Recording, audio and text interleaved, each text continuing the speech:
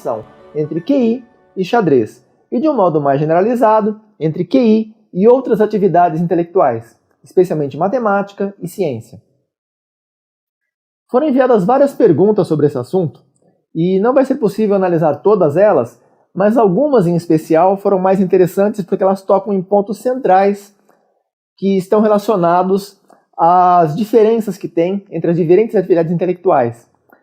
Por exemplo, um alto QI garante um alto desempenho no xadrez? Não, a resposta é não. O que acontece é que há uma correlação positiva entre performance no xadrez e alto QI, mas há muitos casos de pessoas com QI muito elevado que não jogam bem xadrez, e há outros casos de pessoas que jogam muito bem xadrez, mas não têm um QI tão elevado. Isso acontece também em outras atividades, porém com níveis diferentes de correlação. No caso da física e da matemática, elas estão mais fortemente correlacionadas com a inteligência do que o xadrez. Seria importante comentar sobre outros aspectos, sobre os limites dos testes de QI, sobre as inacurácias do rating de xadrez, sobre a inflação no rating de xadrez. Então teria muitos pontos a serem comentados, que não vai dar para abordar todo aqui, senão vai ficar muito longo. Quem tiver interesse pode encontrar mais detalhes, tanto no nosso livro sobre 2 sistemas de rating de xadrez, quanto em outros livros nos quais eu também abordo esse assunto. Por exemplo, no Guia dos Apodídicos, em artigos que estão no nosso website. Tem também um vídeo nesse canal, no qual eu trato sobre métricas utilizadas para medida da inteligência. Então há vários outros conteúdos nos quais esse assunto é abordado com um pouco mais de detalhes. E em breve será publicado também o Livro de Ouro da Inteligência, no qual esse tema é dissecado com muito mais detalhes, ele é escrutinado com maior profundidade e maior riqueza em todos os pormenores, e uma análise muito mais rigorosa do que os conteúdos anteriores que já foram publicados nas últimas décadas, nos últimos séculos. Muito bem, eu vou começar fazendo uma distinção entre o que é QI, o que é o score num teste de QI, que não são a mesma coisa, o que é inteligência e o que são as habilidades específicas para diferentes atividades. No caso do QI, ele é a capacidade intelectual ajustada à idade. Então, se a pessoa tem, por exemplo, 130 de QI aos 3 anos de idade, a expectativa é de que ela preserve 130 de QI ao longo da vida.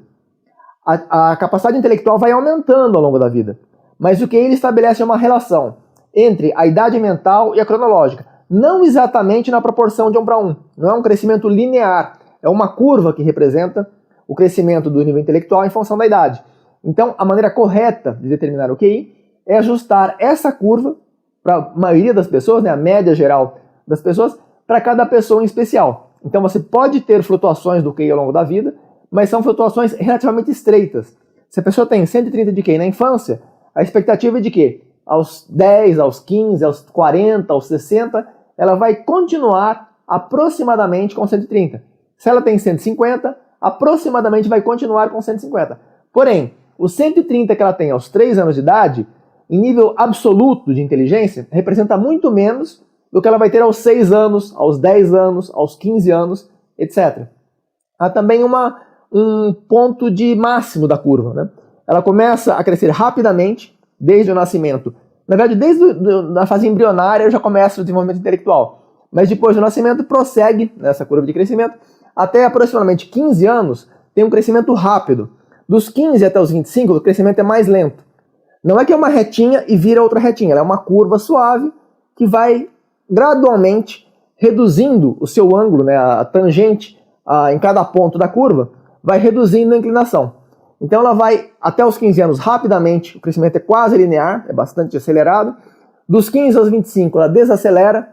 Dos 25 aos 40 é aproximadamente estável.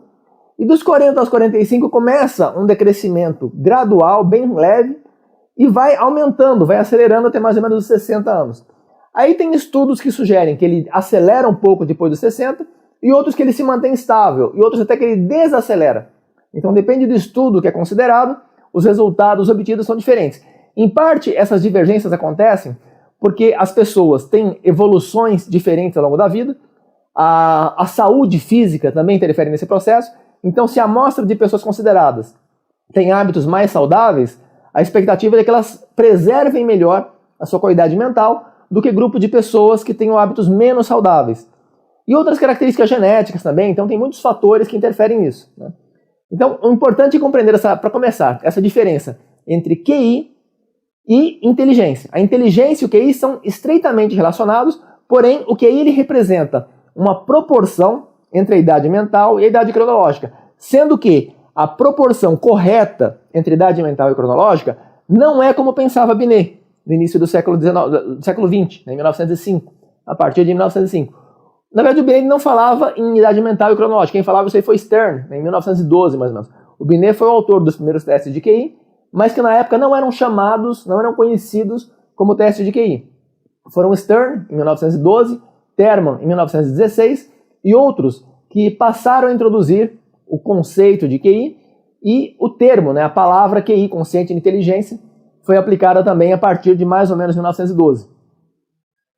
O importante que nós precisamos compreender é que essa curva não é linear, como pensava Binet, mas existe essa proporção que é aproximadamente mantida estável ao longo da vida. Então a inteligência ela vai crescendo, desde que você nasce até mais ou menos os 25 anos, a inteligência vai aumentando. O QI não vai aumentando. O QI ele vai se mantendo aproximadamente estável em todos os momentos, tanto durante o crescimento quanto durante o decrescimento da inteligência. Ele é uma medida que representa o pico de atividade intelectual que você alcançou ou a atividade intelectual que você alcançou aos 15 ou 16 anos. Depende do teste que é utilizado, depende dos critérios que são utilizados.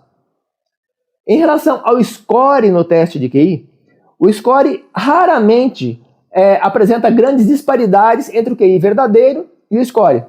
Em mais de 95% dos casos, que é para os QIs entre 70 e 130, nesse intervalo, que compreende 95,5% da população, nesse intervalo o QI funciona muito bem.